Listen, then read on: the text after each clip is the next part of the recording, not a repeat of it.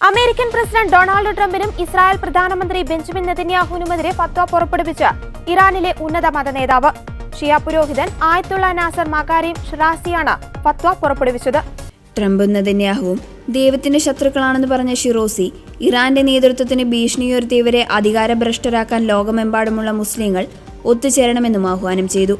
നേതാവിനെ അല്ലെങ്കിൽ മതപരമായ അധികാരിക്കും ഭീഷണിയുയർത്തുന്ന വ്യക്തിയെയോ ഭരണകൂടത്തെയോ വാർലോഡായാണ് കണക്കാക്കുകയെന്ന് ഷിറോസി ഫത്തയിൽ വ്യക്തമാക്കുന്നു. ദൈവത്തിനെതിരെ യുദ്ധം ചെയ്യുന്നവരെയാണ് വാർലോഡ് എന്ന് പറയുന്നത്. ഇറാനിയൻ നിയമപ്രകാരം വാർലോഡ് എന്ന് സ്ഥിരീകരിക്കുന്നവർക്ക് വധശിക്ഷ, കുരിശിലേറ്റൽ, കാൽ മുറിച്ചുമാറ്റൽ, നാടുകടത്തൽ എന്നിവ നേരിടേണ്ടി വന്നേക്കും.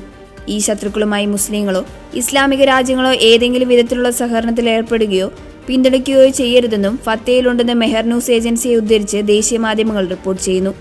ഈ ശത്രുക്കളെ അവരുടെ വാക്കുകൾക്കും ചെയ്തികൾക്കും പശ്ചാത്തപിക്കേണ്ടത് ലോകമെമ്പാടുമുള്ള മുസ്ലിങ്ങൾക്ക് അത്യാവശ്യമാണെന്നും ഫത്തയിലുണ്ട്. ജൂൺ 13 ഇറാന് നേർക്ക് ഇസ്രായേൽ നടത്തിയ അപ്രതീക്ഷിത വ്യോമാക്രമണത്തിന് പിന്നാലെയാണ് ഇരു രാജ്യങ്ങളും തമ്മിൽ യുദ്ധം നടന്നത്. ഇസ്രായേൽ ആക്രമണത്തിൽ ഉന്നത സൈനിക നേതാക്കളെയും ആണവ ശാസ്ത്രജ്ഞന്മാരെയും ഇറാന് നഷ്ടമായിരുന്നു. 12 ദിവസം നീണ്ടുനിന്ന യുദ്ധത്തിന്റെ അവസാന ഘട്ടത്തിൽ യുഎസും ഇസ്രായേലിനൊപ്പം ചേർന്ന് ഇറാനെതിരെ ആക്രമണം നടത്തിയിരുന്നു. ഇറാന്റെ ആണവ സമ്പുഷ്ടീകരണ കേന്ദ്രങ്ങളെയായിരുന്നു ഇസ്രായേലും അമേരിക്കയും ലക്ഷ്യമിട്ടത്.